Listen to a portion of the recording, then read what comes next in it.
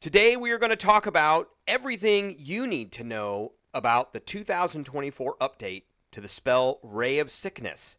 How does it work? What are the best combinations? What are the best classes and class features to use with Ray of Sickness? Greetings, YouTube! The Doctor is in. Dr. Urias Papers here, coming at you with another commentary on Dungeons and Dragons. And yes, we are going to be talking about Ray of Sickness today, and how well this spell works, and is it better than the old version, etc., etc. Okay, so here is the legacy version of Ray of Sickness.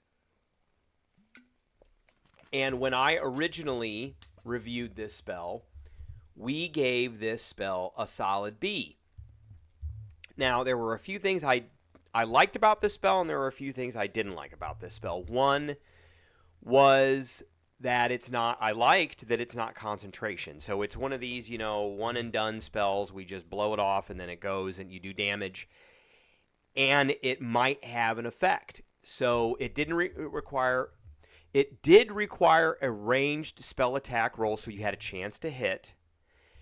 And then it did damage if you hit, but then there was a secondary saving throw. I didn't like this. So for something that I'm going to hit, I want it to be able to do an effect right away. And it's okay damage. 2d8 is okay. And then you got to upcast it for an extra d8 for every level you upcast it. So if they failed their constitution save, they were poisoned. But the problem is that con saves actually are pretty easy to make. They're one of the worst abilities to target in the game. Strength is probably the worst one. So, that was the downside to this, was this con save. Now, here is the new 2024 version, and we're actually going to move this up to a B+, for a couple of reasons. So, it's still a first-level spell, still takes one action, has a range of 60 feet, verbal and somatic components, still necromancy. So, you shoot a greenish ray at a creature within range. Make a ranged spell attack against the target. On a hit, the target takes 2d8 poison damage and has the poison condition until the end of your turn, end of next turn. So the legacy version, you hit, you did damage, then it made a save. If it failed its save, it was poisoned until the end of your next turn. With this one, you just need to hit, and that's it. They eliminated the saving throw. So this bumps this spell up. Now, let's look at my 4 factors that I always ask about spells, and that helps me determine what the grade is going to be. Can I use the spell every combat? Is it easy to use? Yes, it's an action. It's not a bonus action, but it's an action, so it is something I could use every single turn. Will I use the spell every combat?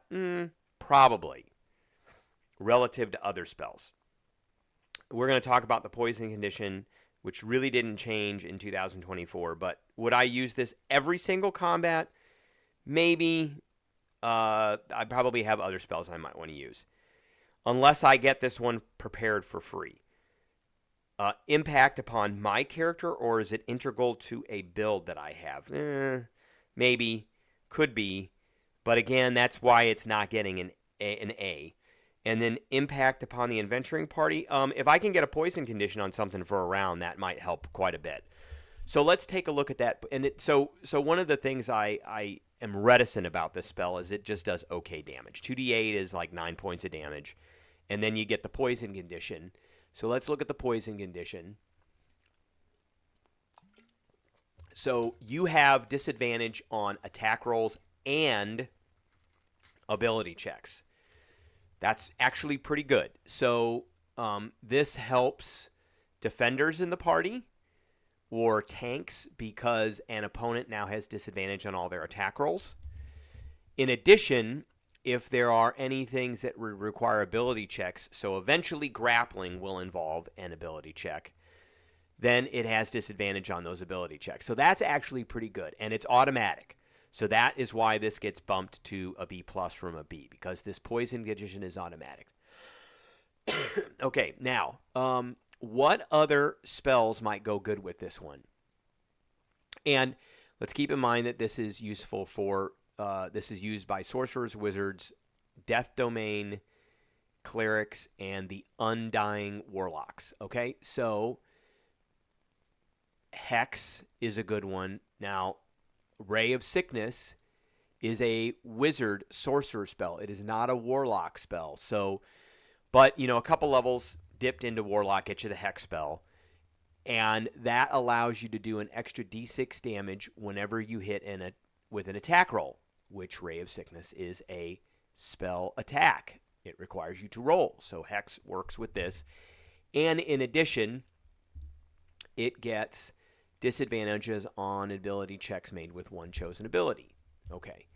Hunter's Mark. Well, Rangers can't use this, but you could dip a couple of levels into Ranger to get this. And that means that until the spell ends, you deal an extra 1d6 force damage to the target whenever you hit with an attack roll. That's it.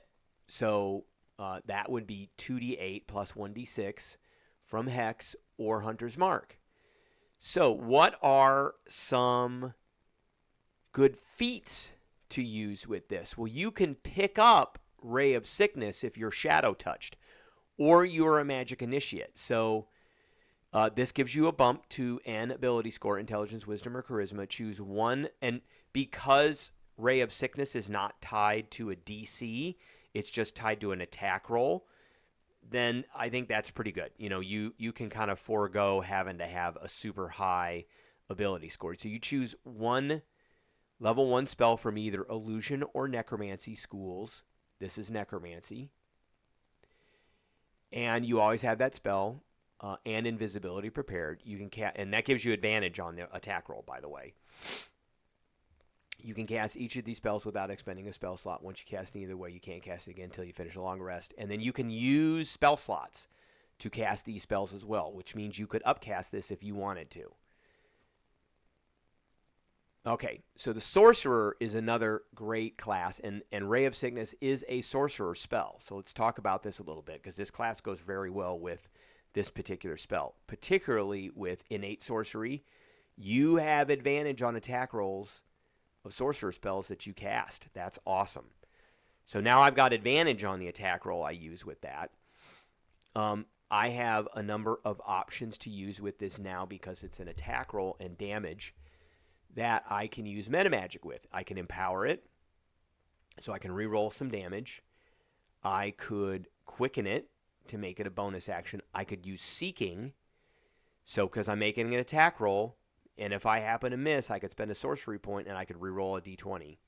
That's not giving you advantage. That's just rerolling a d20. So those are all great options as well. I also like the Wild Magic Sorcerer just because I get Tides of Chaos, so I can give myself advantage on a d20 roll. That's great. Ben Luck doesn't really work with this so much because that's for d20 rolls, but I think that's great. The other ones are okay. Now, for a Warlock, we can always grab...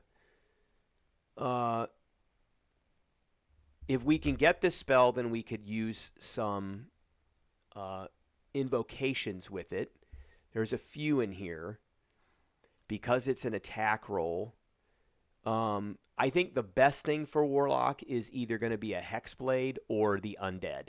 The Undying gets this automatically. There it is right there. But I think the rest of it is just okay. Now, the Hexblade gets Hexblade's Curse, which does extra damage against the cursed target, irregardless of the type or the source of the damage. And you crit on a 19 or 20 whenever you make an attack roll.